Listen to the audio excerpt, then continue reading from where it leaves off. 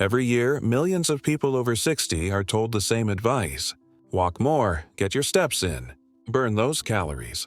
And walking is good, nobody disputes that. But here's what nobody mentions. Walking alone won't restore the balance you're losing, won't rebuild the fast-twitch muscle fibers vanishing after 60, and won't address the one mechanical weakness that sends more seniors to the emergency room than any other single cause. In Japan, where people routinely live active, independent lives into their 90s, the approach is completely different. They don't count steps.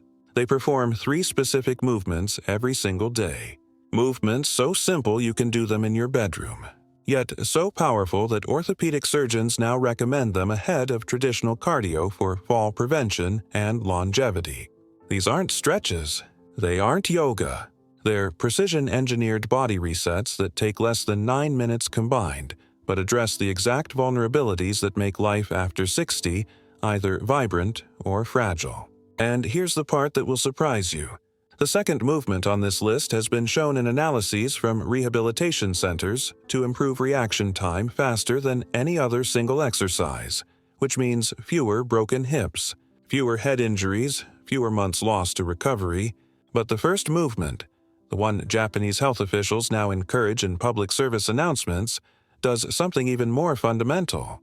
It rewires the connection between your brain and your legs. A connection that quietly breaks down after 50 and is responsible for that feeling of hesitation before you step off a curb or that moment of panic when you nearly trip. Most people don't even realize it's happening until it's too late. Before we go further, drop a quick comment and let me know where you're watching from and your age if you're comfortable sharing. It helps me understand who's here and what matters most to you. Walking became the default advice because it's easy to prescribe. Doctors tell you to walk because nearly everyone can do it. It requires no equipment, and it won't generate complaints or lawsuits. But walking is a steady-state activity. Your pace doesn't change much. Your foot strikes the ground in the same pattern thousands of times. Your arms swing gently. Your heart rate rises just enough to feel virtuous, but not enough to challenge your nervous system. And that's the problem. After 60, the danger isn't the things you do slowly and predictably. The danger is the sudden slip on a wet floor, the unexpected stumble on uneven pavement, the moment your grandson crashes into your legs and you have to catch yourself in a split second. Walking does nothing to prepare you for those moments. It doesn't train your body to react. It doesn't force your stabilizer muscles to fire.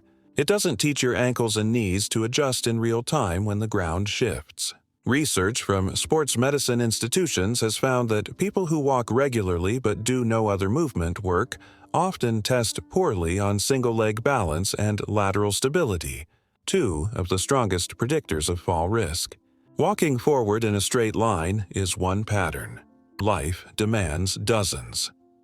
In traditional Japanese culture, there's a concept that movement should prepare you for uncertainty.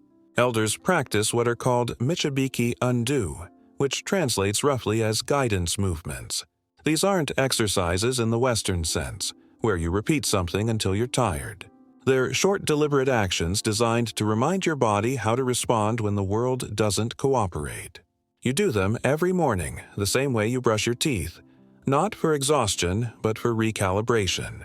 The 3 movements we're about to cover come from this philosophy. They've been adapted and studied by physiotherapists and orthopedic surgeons who noticed that older Japanese patients recovered faster from surgery and had fewer repeat falls. When they analyzed what these patients were doing differently, the answer wasn't diet or genetics. It was these 3 daily practices. And the most important detail, you don't need to be fit to start. You don't need flexibility. You don't need to get down on the floor. Each movement has a beginner modification that works even if you're recovering from injury or haven't exercised in years. Let's start with the 3rd movement, the one that seems almost too simple to matter but is actually the gateway to everything else. It's called Katashi Baransu, which means single-side balance. You're going to stand next to a sturdy chair or countertop, something you can lightly touch if you start to wobble, and you're going to lift one foot off the ground. That's it. You're not balancing on your toes. You're not closing your eyes. You're just standing on one leg. The goal is 30 seconds. If you can't make 30 seconds, that's fine. Start with 10. The key is that you do it every single day, once on each leg, ideally in the morning when your nervous system is fresh. What makes this so powerful is that single leg standing forces every stabilizer muscle in your hip, ankle, and foot to activate. When you stand on 2 feet, your body can cheat. It shifts weight between legs. It locks your knees. But on one leg, there's no compensation. Your glutes have to fire. Your perineal muscles along the outside of your shin have to engage. The tiny muscles in the sole of your foot have to make hundreds of micro-adjustments per second. This is called proprioception, your body's sense of where it is in space, and it deteriorates fast after 60 if you don't challenge it. Studies from balance clinics have found that people who practice single-leg standing for just 1 minute a day show measurable improvement in stability within 2 weeks, and significantly lower fall rates over 6 months. Here's why surgeons care. When someone over 60 breaks a hip, the fracture itself is usually survivable. What kills people is the immobility. You're in bed for weeks, blood clots form, pneumonia sets in, muscle wastes away. The surgery to fix the hip is straightforward, but the recovery is brutal, and many patients never return to independent living. So orthopedic surgeons started asking a simple question: what predicts who will fall? The answer wasn't age. It wasn't bone density. It was single-leg balance time. If you can stand on one leg for less than 10 seconds, your fall risk is dramatically higher. If you can make it past 20 seconds, your risk drops to almost baseline. This one metric is so predictive that some surgeons now use it as a screening tool before elective procedures. If your balance is weak, they'll delay surgery and send you to physical therapy first, because fixing your hip won't help if you just fall again in 3 months. Let me tell you about Richard, 72, a retired electrician from Ohio. Richard walked every morning, 3 miles, very proud of his Fitbit numbers. But he noticed he felt unsteady going downstairs and had started gripping the railing with both hands. His daughter convinced him to try standing on one leg while he waited for his coffee to brew. First day, he lasted 6 seconds and had to grab the counter. He felt ridiculous, but he kept at it. Every morning, right foot, left foot, just while the coffee dripped. After 2 weeks, he was at 15 seconds. After a month, he hit 30 and didn't need to touch the counter. 3 months later, he went hiking with his grandson on a rocky trail and realized he wasn't thinking about his feet anymore. He was just walking. His brain had reconnected to his legs. That's what this movement does. It rebuilds trust between your nervous system and your muscles. And the beautiful part is you can do it anywhere. Waiting for the microwave, brushing your teeth, standing in line at the grocery store. No one will even notice. Here's how you progress. Start next to support. Stand tall. Lift 1 foot a few inches off the ground. Keep your hips level. Don't lean to the side. Breathe normally. When you can do 30 seconds clean, move to a position where you can still touch support but don't need to. When that feels easy, try it with your eyes closed for just 5 seconds. Closing your eyes removes visual input and forces your proprioceptive system to work even harder. But never close your eyes unless you're next to something solid. Safety first. If you have neuropathy or severe arthritis in your feet, you can start by just shifting your weight onto one leg while the other foot stays lightly on the ground. Even that partial load will start to wake up those stabilizer muscles. The goal is not to prove anything. The goal is to practice every day so that when life throws you off balance, your body knows what to do. Now, let's move to the second exercise, the one that improves reaction time faster than anything else. This is called Shukanteki Suteppu, or directional step. In English, we'd call it a multi-directional lunge, but that makes it sound harder than it is. Here's the setup. You stand with your feet together. You're going to step forward with your right foot, plant it, then bring your left foot back to meet it. Then you'll step to the right side, plant, return. Then step backward, plant, return. Then step to the left side, plant, return. 4 directions. 1 step each. Return to center between each one. That's 1 cycle. You're going to do 3 cycles, which means 12 steps total, and it takes about 45 seconds. You can hold on to a chair back if you need to. You can make the steps as small as you want. The size doesn't matter. What matters is the direction change. Here's why this works. Most of our movement is forward. Walking, climbing stairs, getting out of a chair, all sagittal plane, meaning front to back. But falls happen in every direction. You step sideways to avoid a puddle. You pivot to grab something. You backpedal when a door swings open. Your body needs to be fluent in all planes of motion, but if you never practice lateral or backward steps, those pathways go dormant. Directional stepping wakes them up. It teaches your hips to stabilize in multiple angles. It forces your ankles to adjust to different loads. And because you're moving and stopping, it trains your nervous system to accelerate and decelerate quickly, which is exactly what you need when you trip and have to catch yourself. Analyses from rehabilitation centers have found that older adults who perform directional step drills show faster reaction times in lab tests where they're asked to respond to a sudden floor tilt or obstacle. That speed difference, just a few hundred milliseconds, is often the difference between a stumble and a fracture. Let me tell you about Linda. 68, former accountant, lives in a 2-story house in Oregon. Linda was in great shape for her age, or so she thought. She did water aerobics twice a week. But one evening, she was carrying laundry downstairs, missed the second-to-last step, and went down hard. Broke her wrist. Spent 6 weeks in a brace. When she finally went to physical therapy, the therapist asked her to step sideways and she almost couldn't do it. Her legs felt confused. She'd been moving forward for so long that lateral motion felt foreign. The therapist introduced her to directional stepping. At first, Linda used a walker and took tiny steps. But within 3 weeks, she could move in all 4 directions without support. 2 months later, she told me she felt like a different person. More confident in crowds. More willing to walk on gravel. She said it was like her body remembered it could improvise. That's the magic of this movement. It doesn't just strengthen muscles. It restores options. Your body learns it can move in any direction and be okay. Here's your protocol. Stand tall. If you need support, place one hand on a chair back or countertop. Step forward with your right foot, a comfortable distance, maybe 12 to 18 inches. Plant it. Feel your weight shift. Bring your left foot forward to meet it. Now step to the right side with your right foot. Plant. Bring the left foot over. Now step backward with your left foot.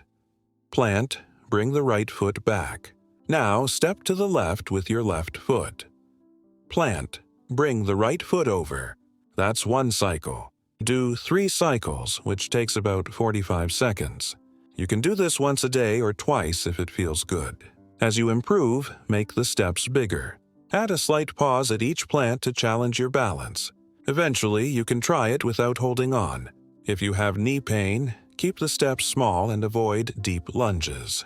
If you have vertigo, move slowly and keep your eyes on a fixed point. The movement is adaptable. It meets you where you are, and here's a bonus. Directional stepping is one of the few exercises that's actually fun. It feels like a little dance. You can put on music. You can do it with a partner and mirror each other. Some people turn it into a game with grandkids, calling out directions and seeing who can step faster. The social element keeps you consistent, and consistency is what rewires your nervous system. You're not trying to exhaust yourself. You're trying to remind your body every day that it can move in 3 dimensions, that it's not locked into one forward groove. That reminder, repeated daily, is what keeps you independent. Now we come to the first movement, the one that Japanese health officials promote in public campaigns and that surgeons consider the single most important fall prevention tool for people over 60. It's called Koshi o Ageru, which translates as hip lift, but in practice it's what we'd call a glute bridge. And if you've heard of glute bridges before, don't assume you know what's coming. The Japanese version has 3 specific details that make it far more effective than the standard Western approach. And those details are what transform it from a simple exercise into a daily reset that can add years of mobility to your life. Here's the setup. You lie on your back on a firm surface. A yoga mat or a folded blanket on the floor is ideal. But if getting down to the floor is difficult, you can start on your bed as long as it's not too soft. Bend your knees and place your feet flat, hip-width apart, heels about 6 inches from your glutes. Your arms rest by your sides, palms down. From this position, you're going to press through your heels and lift your hips toward the ceiling, forming a straight line from your knees through your hips to your shoulders. You'll hold at the top for 3 full breaths, then lower slowly, taking 4 seconds to come down. That's 1 repetition. You're going to do 5 repetitions, which takes about 2 minutes. You do this every single morning, ideally right after you wake up while your muscles are still warm from sleep. And here are the 3 Japanese modifications that change everything. First, the hold. Most Western versions tell you to pulse up and down quickly, squeezing at the top for 1 second. The Japanese method has you hold for 3 deep breaths, about 10 to 12 seconds. During that hold, you're not just squeezing your glutes. You're gently drawing your lower ribs toward your pelvis, activating your deep core, and you're thinking about lengthening your spine. This isometric hold does something profound. It resets the tension relationship between your hip flexors and your glutes. After 60, especially if you sit a lot, your hip flexors get short and tight, and your glutes get long and weak. This creates an anterior pelvic tilt, which throws off your whole posture and makes your lower back work over time. The long hold in a bridge position forces your hip flexors to relax and your glutes to sustain a contraction, which over time restores balance. Physical therapy research has found that isometric glute holds improve hip extension strength more effectively than dynamic reps, particularly in older adults who've lost that mind-muscle connection. Second, the descent. You lower slowly, taking a full 4 seconds to come down. This eccentric phase is where you build real control. Your glutes and hamstrings have to manage the load as gravity pulls you down, and that eccentric strength is what keeps you safe when you're lowering yourself into a chair or stepping down off a curb. Most people after 60 have weak eccentric control. They can push up fine, but they drop down fast, which means their muscles aren't really working on the way down. The 4-second descent fixes that. It's uncomfortable at first. Your legs will shake. That's normal. That shaking is your nervous system learning to fire those muscles in a controlled way. Third, the breathing. You breathe in through your nose as you lift, hold your breath gently at the top for a moment, then exhale slowly through your mouth as you hold the position, and breathe normally for the remaining time at the top. This breathing pattern does 2 things. It stabilizes your core through intra-abdominal pressure, and it keeps you from holding your breath in a way that spikes your blood pressure. Older adults sometimes get dizzy during bridges because they hold their breath too hard. The Japanese method keeps you oxygenated and calm. It turns the movement into a meditation as much as a strength exercise. Why do surgeons care so much about this one movement? Because weak glutes are the hidden driver of almost every lower body injury in older adults. Your glutes are the largest muscle group in your body, and their primary job is to extend your hip and stabilize your pelvis. When they're strong, they take pressure off your knees, your lower back, and your hip joints. When they're weak, everything else has to compensate. Your knees start tracking inward, which leads to arthritis. Your lower back hyperextends, which leads to chronic pain. Your hip flexors tighten up, which shortens your stride and makes you shuffle. And shuffling is the gait pattern most associated with falls because your foot doesn't clear the ground properly and you catch your toe on every little bump. Glute bridges reverse all of this. They wake up the glutes, lengthen the hip flexors, and teach your pelvis to stay neutral. Orthopedic data from hip replacement studies shows that patients who did daily glute bridges before surgery recovered faster and had better long-term outcomes than those who didn't, because their surrounding musculature was strong enough to support the new joint. Let me tell you about Margaret, 74, a retired librarian from Pennsylvania. Margaret had been dealing with lower back pain for years. She'd tried physical therapy, chiropractic, massage, nothing stuck. She walked every day, but the pain kept coming back. Her daughter, who's a nurse, suggested she try glute bridges. Margaret was skeptical. She thought bridges were for young people doing boot camp classes. But she was desperate, so she started doing 5 bridges every morning on her bedroom floor. The first week was rough. Her back felt tight. Her glutes cramped. She wasn't sure it was working. But by week 2, something shifted. She noticed she could stand up from her couch without using her hands. By week 3, the back pain had decreased by half. By week 6, it was gone. She told me the most shocking part was realizing how weak her glutes had been. She'd been walking miles every day, but walking doesn't require full hip extension, so her glutes were barely firing.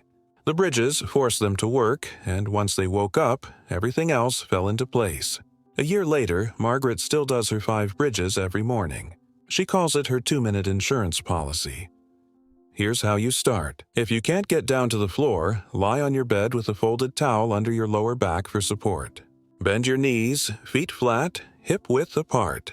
Press through your heels and lift your hips until you feel a strong contraction in your glutes. Don't arch your back. Think about tucking your tailbone slightly. Hold at the top for 3 deep breaths.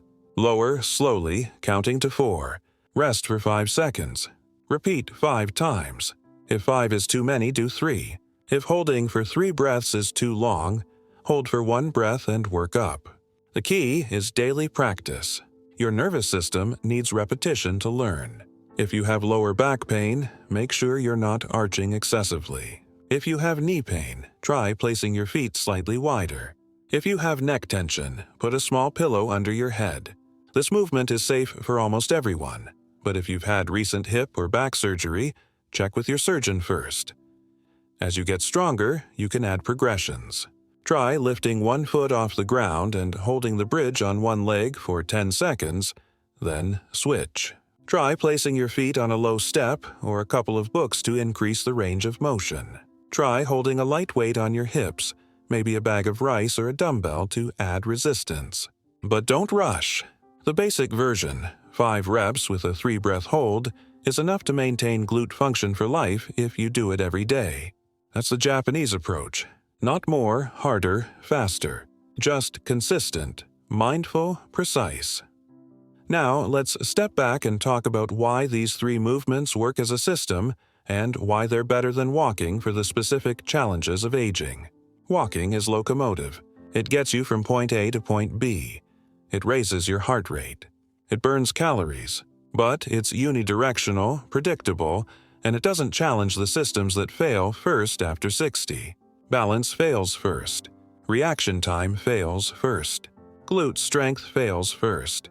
These 3 movements target exactly those systems. Single-leg balance restores proprioception. Directional stepping trains reaction time and multiplanar stability. Glute bridges rebuild the foundation of your posterior chain. Together, they take less than 9 minutes. You can do them in your bedroom in your pajamas. And because they're short and varied, they don't feel like a chore. You're not slogging through 30 minutes on a treadmill. You're doing 3 distinct focused practices that each have a clear purpose. There's also a psychological component that matters. Walking is passive. You put on your shoes and go. Your mind wanders. You listen to music or a podcast. There's nothing wrong with that, but it doesn't build body awareness. These 3 movements require attention. You have to think about where your weight is. You have to feel your muscles engage. You have to breathe intentionally. That mind-body connection is what keeps you safe. When you trip, you don't have time to think. Your body has to react automatically. But automatic reactions only work if they've been practiced. These 3 movements are that practice. They're dress rehearsals for the moments that matter. Here's another piece that often gets missed. Walking is load-bearing, but only in one plane. Your legs move forward and back. Your ankles and knees flex and extend. But there's almost no lateral load, no rotational load, and very little isometric load. In real life, you need all 3. You need to be able to push sideways when you're getting out of a car. You need to be able to twist when you're reaching for something on a shelf. You need to be able to hold your body still against resistance when you're carrying groceries or lifting a grandchild. These 3 movements train those patterns. The single-leg balance trains isometric stability. The directional step trains lateral and rotational control. The glute bridge trains hip extension and posterior chain strength.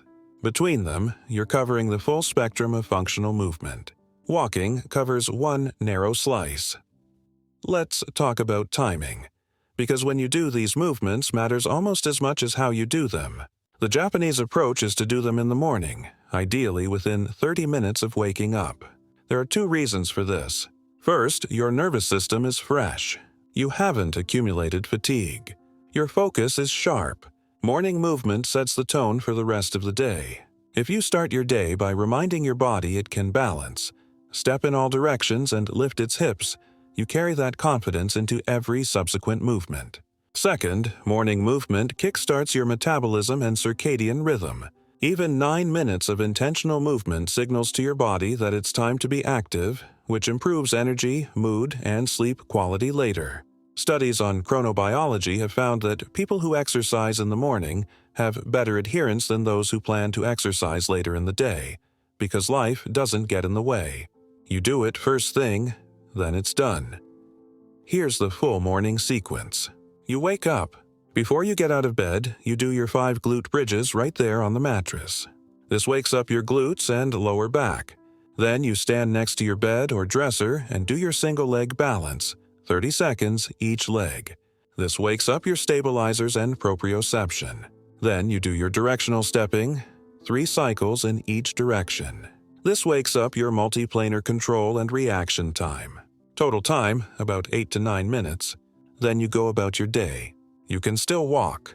You can still do other activities. But you've already done the targeted work that walking doesn't cover. Think of it as a daily tune-up. Your car needs oil changes and tire rotations, not just highway miles. Your body is the same. Now, you might be wondering about progression and how to know if you're improving. Here are the markers to watch. For single leg balance, track your time. Start with whatever you can do, even if it's 5 seconds. Add 5 seconds per week until you hit 30 seconds clean on each leg. Once you can do 30 seconds with eyes open, try 10 seconds with eyes closed. For directional stepping, track the size of your steps. Start with small steps, maybe 6 inches. As your confidence grows, increase to 12 inches, then 18. Eventually, you should be able to step far enough that you feel a stretch in your inner thigh on the lateral steps and a stretch in your hip flexor on the backward step. For glute bridges, track how stable you feel at the top. At first, you might shake or feel your back taking over. Within 2 weeks, you should feel your glutes doing most of the work. Within a month, you should be able to hold the top position without shaking. These are not dramatic changes. You're not going to double your strength in a week. But small, consistent improvements add up, and after 3 months, you'll look back and realize you're moving through the world differently. Let's address some common mistakes, because even simple movements can be done wrong, and doing them wrong means you don't get the benefit. For single leg balance, the biggest mistake is leaning your torso to the side to compensate for weak hips. Your torso should stay upright. If you find yourself leaning, it means your glute medius isn't firing. Go back to holding the support and focus on keeping your hips level. Another mistake is locking your standing knee. A locked knee is a rigid knee. Keep a microbend so your muscles stay active. For directional stepping, the biggest mistake is turning your whole body instead of stepping. When you step to the side, your hips and shoulders should stay square. You're training your legs to move independently of your torso. If you rotate your whole body, you're cheating the movement. Another mistake is rushing. This isn't cardio. You're not trying to get your heart rate up. You're training precision. Take your time. For glute bridges, the biggest mistake is arching your lower back at the top. If your back arches, you're using your spinal erectors instead of your glutes, which defeats the purpose and can cause pain. Think about tucking your tailbone slightly and keeping your ribs pulled down. Another mistake is holding your breath. Breathe throughout the movement. Tension without breath is stress. Tension with breath is strength. Here's a question I get a lot. Can you do these movements if you have arthritis, neuropathy, or other chronic conditions? The answer is almost always yes, with modifications. If you have knee arthritis, you can do smaller directional steps and avoid deep knee bends. If you have hip arthritis, you can do glute bridges with your feet elevated on a low step to reduce range of motion. If you have neuropathy in your feet, you can do single leg balance with one hand on a stable surface and progress very slowly. If you have vertigo, you can do all three movements with your eyes open and focus on a fixed point. These movements are adaptable. They're not one-size-fits-all. The goal is not to perform them perfectly. The goal is to practice them consistently at whatever level your body allows. Even a modified version done daily is better than a perfect version done once a week. Your nervous system learns through repetition, not intensity. Another common question is whether you should do these movements if you're already active. Maybe you play pickleball, or you swim, or you do yoga. The answer is yes, these movements still add value because they target specific weaknesses that general activity doesn't address. Pickleball is great for agility and cardio, but it's reactive, not preparatory. You're responding to the ball, which means your movement patterns are determined by the game, not by your body's needs. Swimming is excellent for cardiovascular health and low-impact conditioning, but it removes the balance component entirely. You're supported by water. Yoga is wonderful for flexibility and mindfulness, but many yoga poses are complex and require a level of mobility that older adults don't have. These three movements are simple, targeted, and designed specifically to prevent the falls and injuries that sideline active, older adults. Think of them as insurance.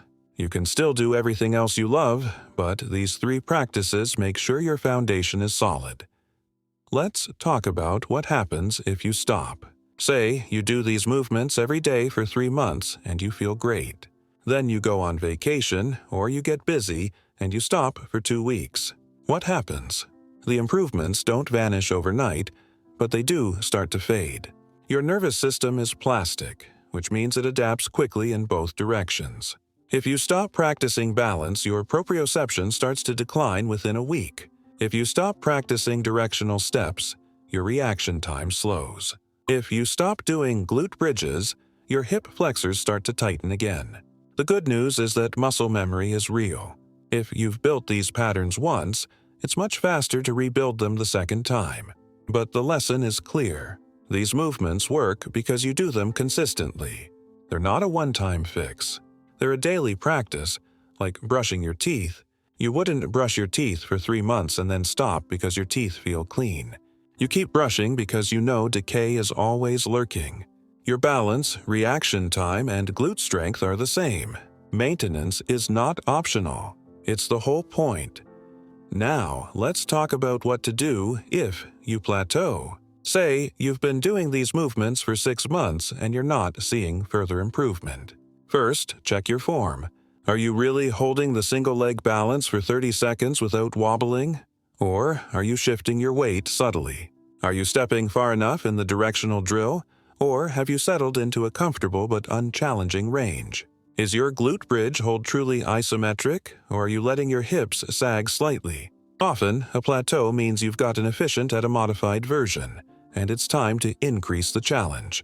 For single leg balance, try closing your eyes. For directional stepping, try adding a small weight in each hand, maybe a water bottle or a light dumbbell. For glute bridges, try the single leg version or add a resistance band around your thighs to activate your glute medius. Small increases in difficulty can reignite progress. But also recognize that after a certain point, the goal shifts from improvement to maintenance. If you can balance on one leg for 30 seconds, step confidently in all directions, and hold a strong glute bridge, you've achieved what you need. Now you're just maintaining that capacity, and that's enough. Not everything in life needs to be about getting better. Sometimes holding steady is the victory. Here's something else worth understanding. These 3 movements are part of a broader philosophy of aging that's fundamentally different from the Western model. In the West, we treat aging as a decline to be slowed. We measure success by how long we can keep doing what we did at 50. In Japan, the approach is different. Aging is seen as a transition, not a decline. You're not trying to stay the same. You're trying to adapt intelligently. The movements you do at 70 are not the same as the movements you did at 30, and that's not failure. It's wisdom. These 3 exercises reflect that philosophy. They're not about pushing harder or doing more. They're about doing what's essential with precision and consistency. They're about respecting your body's current capacities while gently expanding them. They're about building resilience, not pretending you're invincible. There's also a social dimension that matters. In Japan, many older adults do these movements in groups, in community centers or parks. There's a sense of collective commitment to health, not as individuals grinding alone, but as a community supporting each other. You can recreate that here. If you have a partner or a friend, do these movements together in the morning. Hold each other accountable. Celebrate small wins. If you live alone, consider joining a senior center or finding an online group where people share their progress. The social element makes the practice sustainable. You're less likely to skip if you know someone else is counting on you, even if it's just for a friendly check-in. And there's joy in shared effort. You're not just building your own strength, you're participating in a culture of healthy aging. Let's address one more concern that comes up often. What if you've already fallen, or you're recovering from an injury, or you're scared that starting these movements will make things worse? First, if you're currently injured or in acute pain, talk to your doctor or physical therapist before starting. That's non-negotiable. But if you're cleared to move and you're just nervous, start with the most supported version of each movement. For single-leg balance, keep both hands on a countertop and just shift your weight onto one leg without lifting the other foot. That's still valuable. For directional stepping, hold on to a walker or sturdy chair and take tiny steps. For glute bridges, do them on your bed with a pillow under your knees to reduce range of motion. You can't injure yourself with small, controlled movements done mindfully. The injury risk comes from moving chaotically or not moving at all.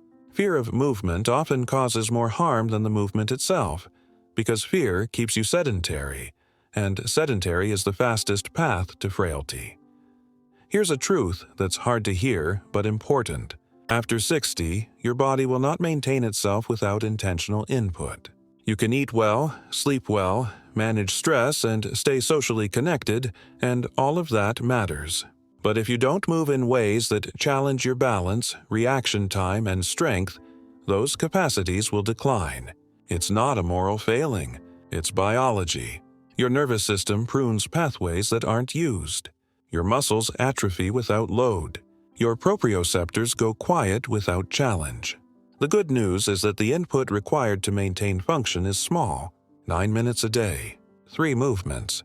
But it has to be the right movements, and it has to be every day. Walking is good, but it's not enough. These 3 practices fill the gaps that walking leaves open. They're the missing piece, so here's what the next month looks like if you start today. Week 1, you're learning the movements. You're figuring out what support you need, what range of motion feels safe, how to breathe. You might feel awkward or frustrated. That's normal. Week 2, the movements start to feel familiar. Your balance improves slightly. You notice you're not grabbing the counter as hard. Week 3, you start to feel stronger. The glute bridges don't make your back hurt anymore. The directional steps feel smoother. Week 4, you realize you've been doing this for a month and you haven't missed a day. That's the real victory. Not the physical changes, though those are happening. The victory is the consistency. You've built a habit, and habits, once established, take care of themselves. You don't have to decide every morning whether to do your movements. You just do them the way you make coffee or check your phone. They become part of who you are. At 3 months, you'll notice changes you didn't expect. Maybe you walk through a crowded store and you don't feel anxious about getting bumped. Maybe you carry groceries up the stairs and your lower back doesn't ache. Maybe you play with your grandkids and you don't worry about losing your balance. These aren't dramatic transformations. You're not going to feel 20 years younger, but you'll feel capable. You'll feel like your body is on your side instead of working against you. And that shift in confidence changes everything. You take more walks because you're not afraid of uneven sidewalks. You say yes to social invitations because you're not worried about navigating stairs. You volunteer to help with projects because you trust your body to handle physical tasks. Independence isn't about being able to do everything. It's about being able to do the things that matter without fear or hesitation. Let's talk about what happens at 6 months, because that's when the deeper changes really solidify. By 6 months, these movements are so ingrained that you do them without thinking. You wake up, you do your bridges, you do your balance, you do your steps. It takes 8 minutes. You barely register the time, but your body has changed fundamentally. Your glutes are firing properly, which means your gait is more efficient and your lower back doesn't compensate for weak hips. Your single-leg balance time has probably doubled or tripled, which means your fall risk has dropped dramatically. Your directional stepping is smooth and confident, which means your nervous system can respond quickly to unexpected challenges. And here's what people don't always anticipate. Other aspects of your health start to improve too. Your posture is better because your posterior chain is strong. Your knee pain decreases because your hips are doing their job. Your sleep improves because you're moving your body in the morning and setting your circadian rhythm. Your mood stabilizes because daily movement releases endorphins and gives you a sense of accomplishment. These 3 movements become the keystone that supports everything else. There's also a protective effect that's harder to measure but incredibly important. When you practice these movements daily, you're essentially stress testing your balance and strength in a controlled environment. That means when life throws you an uncontrolled challenge, a wet floor, a moment of dizziness, an unexpected shove, your body has options. It's been there before in practice. It knows how to stabilize on one leg. It knows how to step quickly in any direction. It knows how to engage the glutes and protect the spine. This is called movement literacy, and it's what separates people who fall and recover quickly from people who fall and fracture. Your body becomes fluent in the language of balance and reaction, and that fluency is automatic. You don't have to think your way through a stumble. Your nervous system handles it before your conscious mind even registers what happened. Now, let's talk about the one thing that will sabotage your progress faster than anything else. And it's not lack of motivation or physical limitations. It's inconsistency masked as flexibility. Here's how it plays out. You start strong. You do the movements every day for a week. Then one morning you're running late, so you skip. You tell yourself you'll do them tonight. But tonight you're tired, so you skip again. You tell yourself you'll do double tomorrow. But tomorrow, something else comes up. Before you know it, you've done the movements twice in 2 weeks and you've lost all momentum. The solution is ruthless simplicity. You do these movements every single morning, no exceptions, no negotiations. Not when you feel like it, not when you have time. Every morning, before coffee, before checking your phone, before anything else. You build the habit so strong that skipping feels wrong, the way skipping brushing your teeth would feel wrong. And here's the key. You don't aim for perfect execution. You aim for completion. If you're sick or exhausted, you do a shorter version. 3 bridges instead of 5. 15 seconds of balance instead of 30. 2 cycles of stepping instead of 3. But you do something every single day. That daily repetition is what rewires your nervous system. Missing days creates gaps, and gaps become chasms. Let's address a question that often comes up around month 2 or 3. What if you're doing these movements daily and you still fall? First, understand that no prevention strategy is foolproof. These movements dramatically reduce your fall risk, but they don't eliminate it. Life is unpredictable. Ice happens. Obstacles appear. Medications cause dizziness. But here's the difference. If you've been doing these movements and you fall, you're far more likely to catch yourself, to land in a way that minimizes injury, and to get back up without help. Your body has practiced those reactions thousands of times. Even if the fall happens, the outcome is better. And psychologically, you recover faster too. You don't spiral into fear and immobility. You understand that your body is strong and capable, that one fall doesn't define you, and you get back to your daily practice. The movements give you resilience, not invincibility. Here's another layer that becomes important as you age. These 3 movements are scalable downward, not just upward.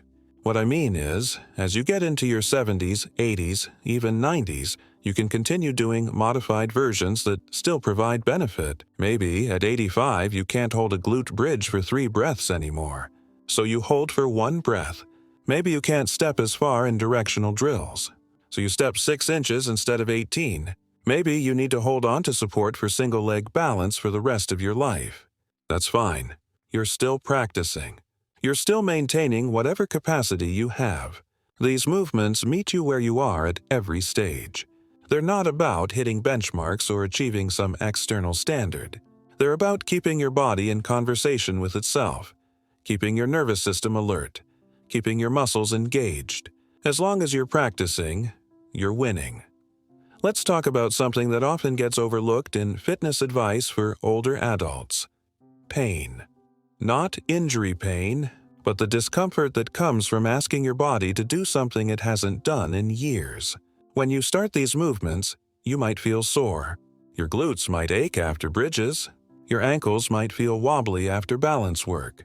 Your inner thighs might be tight after directional stepping. This is normal. This is not injury. This is adaptation. Your muscles are waking up. Your connective tissue is responding to load. The key is distinguishing between discomfort and damage. Discomfort is a dull, achy feeling that improves with movement and is gone within a day or two.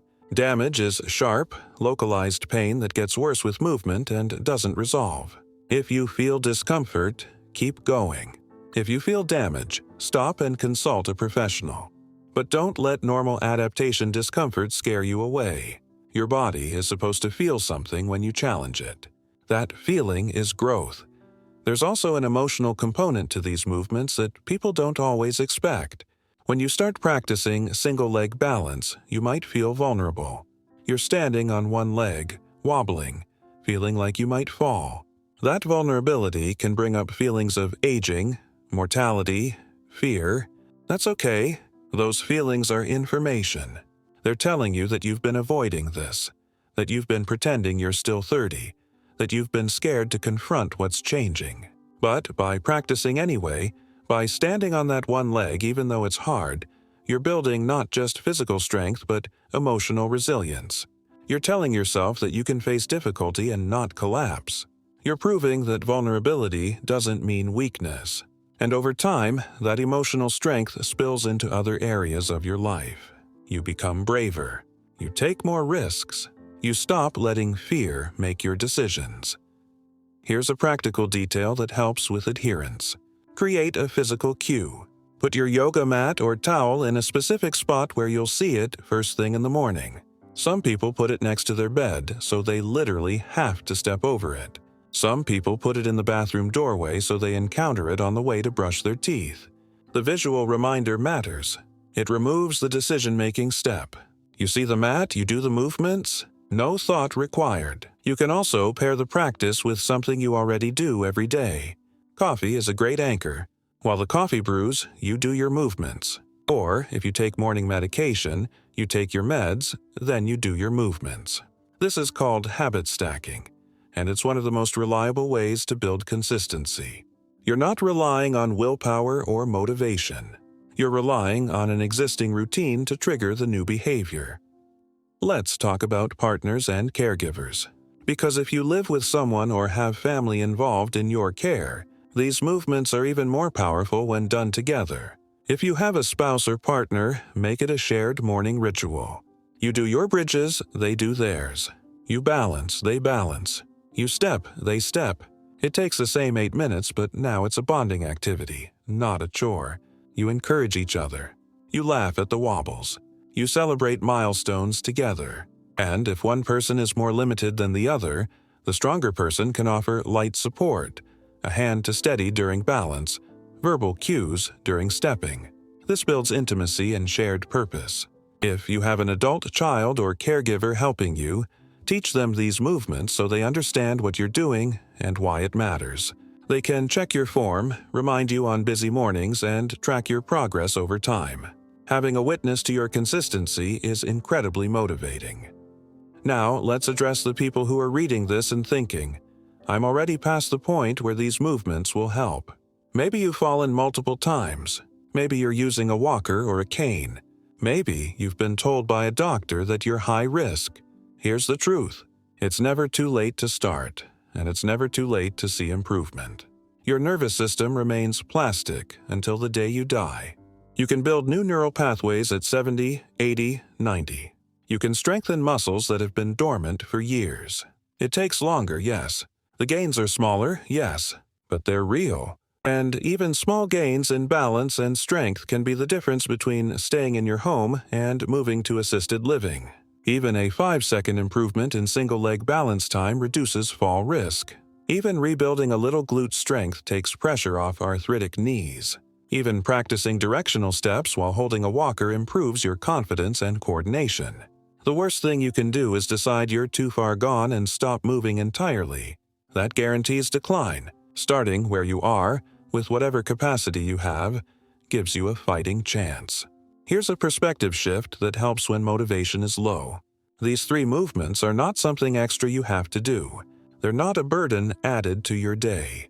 They're the foundation that makes everything else possible. If you skip them, you might save 8 minutes, but you lose the confidence and capacity that let you enjoy the other 16 waking hours.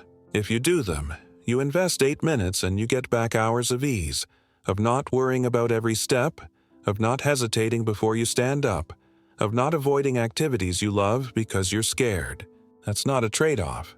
That's a multiplication. 8 minutes for hours of freedom. When you frame it that way, skipping starts to look foolish. Let's talk about what to do on hard days, because there will be hard days. Days when you're sick or grieving or just exhausted. On those days, you do the minimum. 1 bridge, 10 seconds of balance, 1 cycle of stepping. You're not trying to improve. You're trying to maintain the thread of consistency. Because the hardest part of any habit is not building it. It's rebuilding it after you've broken it.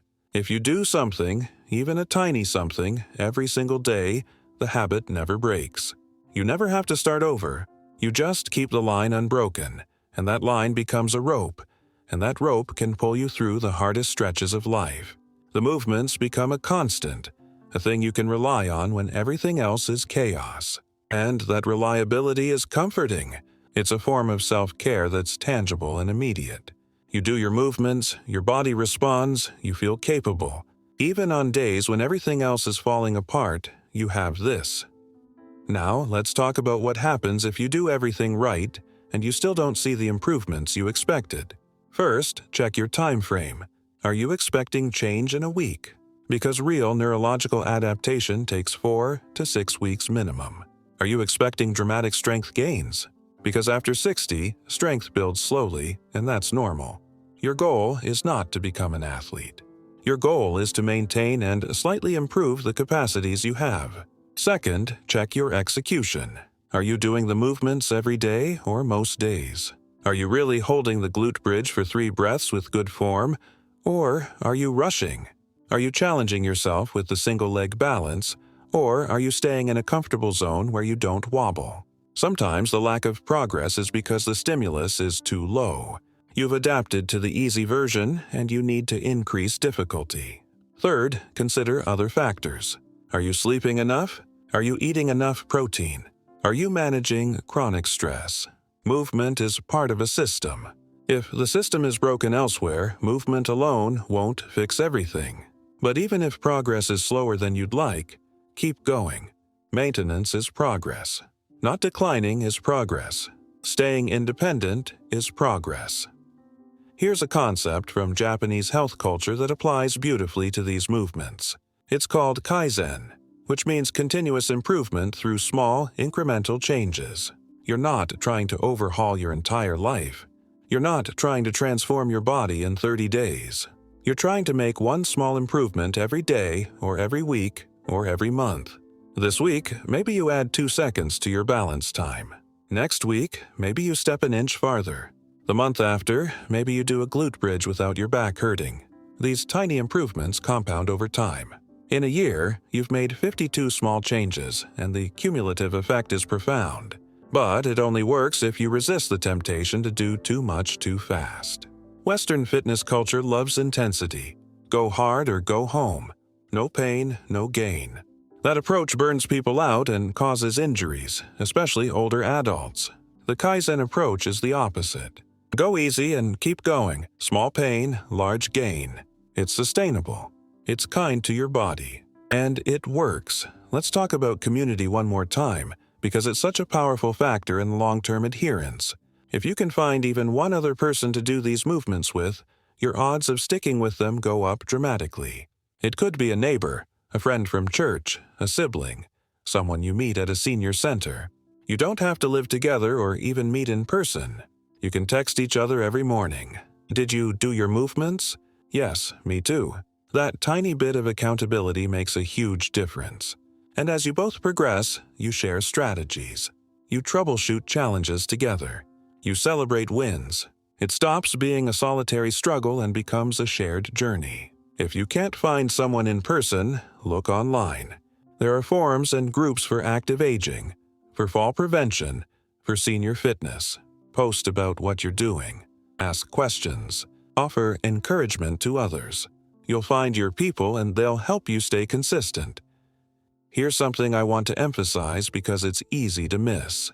These 3 movements are not a complete fitness program. They don't give you cardiovascular conditioning. They don't build upper body strength. They don't provide the mental health benefits of being outdoors in nature. You still need to walk or swim or bike or do whatever aerobic activity you enjoy. You still need to lift groceries, garden, play with pets, engage in hobbies that use your hands and arms. But these 3 movements are the non-negotiable foundation. They're the platform on which everything else rests. If your balance is poor, you can't hike safely. If your glutes are weak, you can't bike without knee pain. If your reaction time is slow, you can't play pickleball without injury risk. Fix the foundation first with these 3 movements, and everything else becomes easier and safer. Let's address one final concern, and it's a big one: cost. In a world where gym memberships, personal trainers, physical therapy, and fitness equipment can cost thousands of dollars a year, these 3 movements cost nothing. You need a small clear space on the floor or your bed. You need a sturdy chair or countertop for support. That's it. No special clothes. No expensive gadgets. No subscriptions. This is democratic fitness.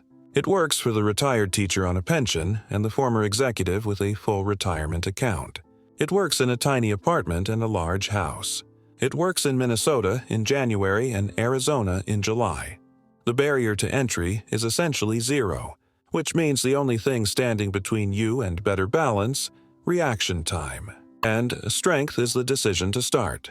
So here's the decision point. You can keep doing what you've been doing. Walk your miles. Feel virtuous. Hope for the best.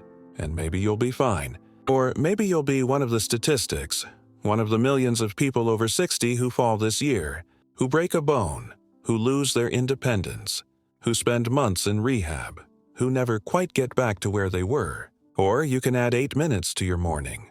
3 movements every day. Not because it's easy, but because it's effective. Not because it's fun, though it might become fun, but because it works. The choice is not complicated. It's just a choice you have to make every morning.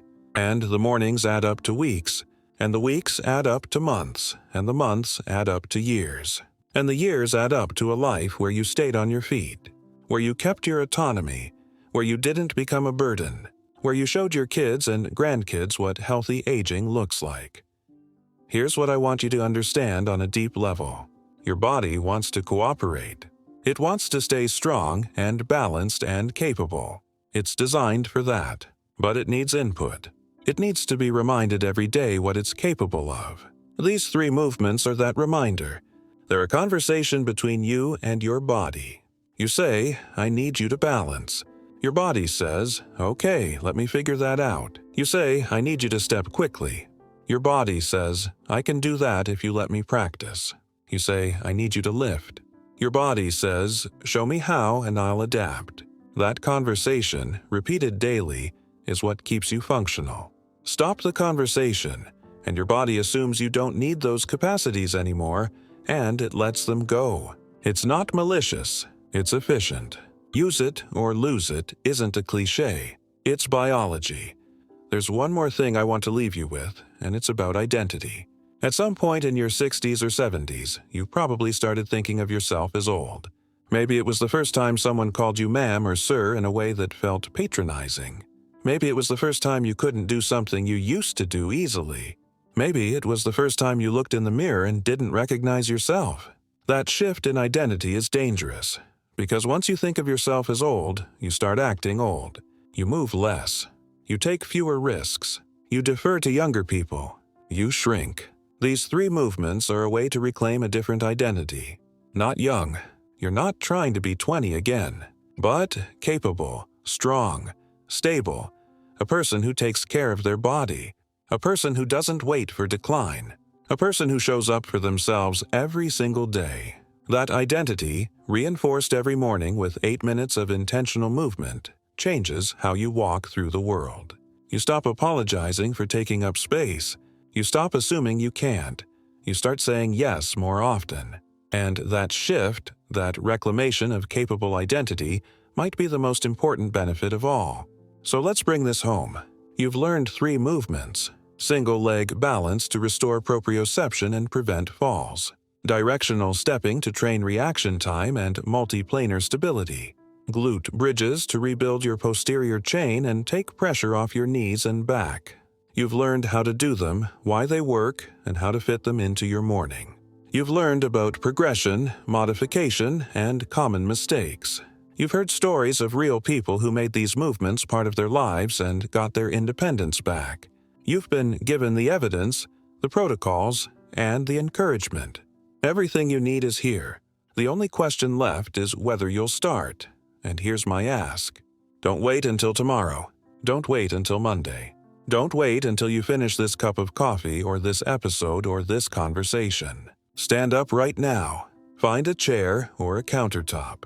Lift 1 foot off the ground. See how long you can balance. That's your baseline. Tomorrow morning, you'll try to beat it by 1 second.